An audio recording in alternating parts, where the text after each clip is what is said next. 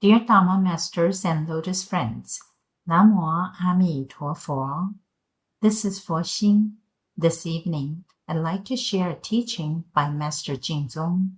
It comes from the Questions and Answers collection of the Voice of the Pure Land School. The title of the teaching is, Why Do We Sometimes Feel So Deeply Alone? Someone asked, why do we sometimes feel so deeply alone? Master answered, it is not just sometimes. I believe we are always alone. Recognizing this is essential to living an awakened life, one attuned to the truth of existence. Always alone? Isn't that hard to bear? Indeed. And that is why so many of us fill our lives with noise and distraction to escape the reality of isolation. Loneliness, in truth, is a fundamental reality of life. We're solitary beings unable to fully confide in another or have anyone who wholly understands the depths of our inner world. Even couples who share the same bed remain separated by an unbridgeable divide.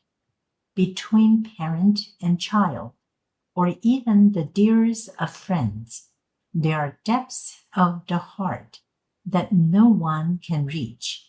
No one can truly comfort the loneliness that lies within us. The Infinite Life Sutra states plainly, amid worldly desires and attachments, we come and go alone, are born alone, and die alone. We're all intrinsically alone. Each person's life unfolds according to their karma, and no one else can bear responsibility for another's existence.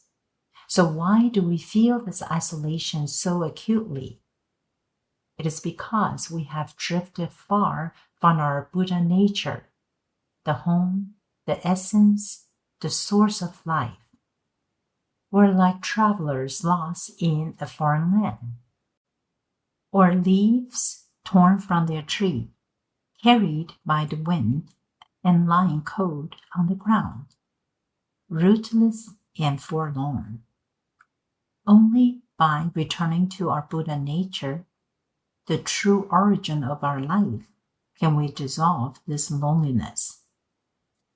In daily life, we sometimes feel profoundly alone, and other times we don't. Ironically, it is when we feel alone that we become more keenly aware of life's deeper truths.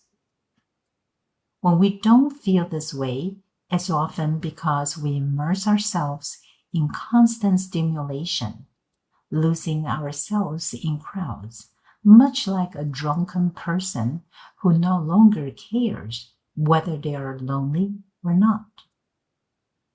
As social beings, we feel loneliness and yearn for connection through social activities. The feeling of loneliness is terrifying, unbearable, and deeply painful. To escape it, many turn to thrills, sports, intoxicants, travel, relationships, marriage, or family. Yet these are merely temporary distractions that fail to address the root cause of loneliness. We are born alone and die alone. At the end of life, we face profound loneliness and fear, with no one to accompany us on our final journey. What lies ahead is a great mystery. We must leave behind the glitzy, familiar world and walk the last mile alone. This deep sense of isolation is the hardest to endure. For some, this existential loneliness becomes overwhelming. Many fall into depression or other forms of mental distress. Sensitive poets, writers, And artists often feel this disconnection so acutely that they are crushed under its weight, with some tragically ending their lives in despair. People of faith often find solace in their connection with the divine. Throughout history, this relationship has provided comfort amid life's struggles, including loneliness. Yet, there remains a separation, a duality, the self on one side and the deity on the other. While this connection can soothe the heart, it is not the ultimate answer. True liberation comes only when we awaken to our Buddha nature and realize our oneness with all existence. In that awakening, we discover profound peace, freedom, and a sense of being deeply grounded. In the Pure Land tradition, practitioners recite Amitabha's name, aspiring to be reborn in the land of ultimate bliss. This practice is rooted in faith, the assurance that Amitabha's vow will carry us to a realm where suffering ceases, and we ultimately attain Buddhahood, and loneliness will vanish forever. Even in this very life, we can experience our unity with the Buddha. Though we remain ordinary beings, we are already embraced by Amitabha's infinite compassion. In that oneness with the Buddha, loneliness no longer haunts us.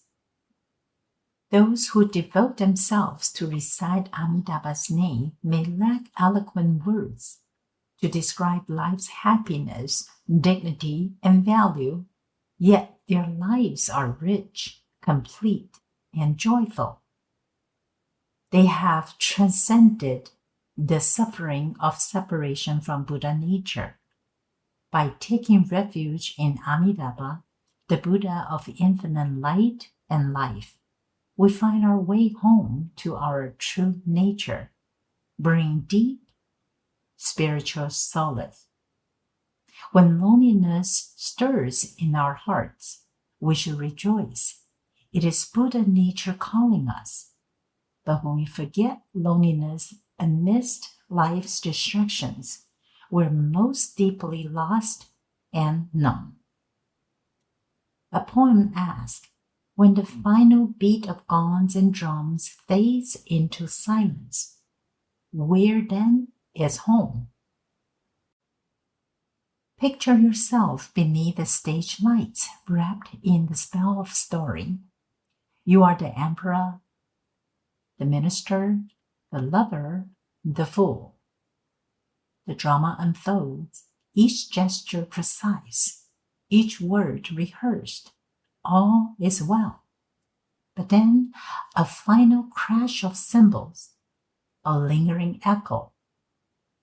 The curtain falls. The makeup is wiped away, and you step off the stage. But to where? In this life, we wear many names: wife, husband, child, victor, wanderer. Even the humble soul plays a part in the great masquerade. Yet when death arrives, unannounced, unyielding, it commends. Enough, the show is over. King Yama calls. That is the hour when the drums fall silent. So I ask you, when the illusion dissolves, when the role is no longer yours to play, where will you return? Where, then, is home? May all sentient beings recite Namo Amituofo Buddha and return to their true Buddha nature, the very source of life itself. Namo Amituofo.